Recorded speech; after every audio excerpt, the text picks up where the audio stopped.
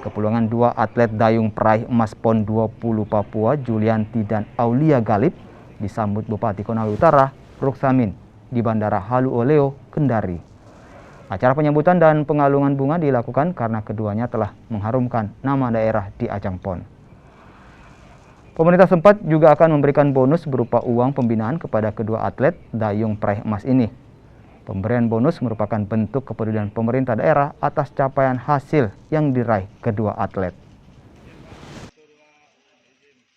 Karena PON pertama saya ini bisa menyumbangkan 2 medali emas untuk Sulawesi Tenggara, dan terima kasih untuk Bapak Bupati yang telah menyambut kami dengan baik.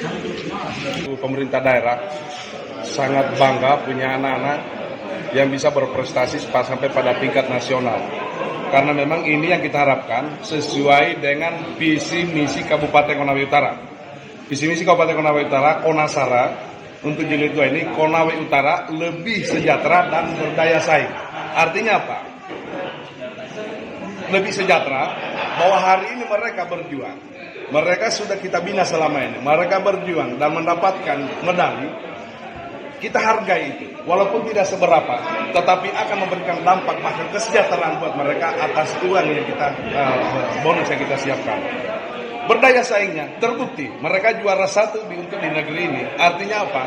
Mereka menjadi nomor 1, mewakili Kabupaten Konawe Utara, dipersembahkan untuk atas nama pemerintah Provinsi Tenggara.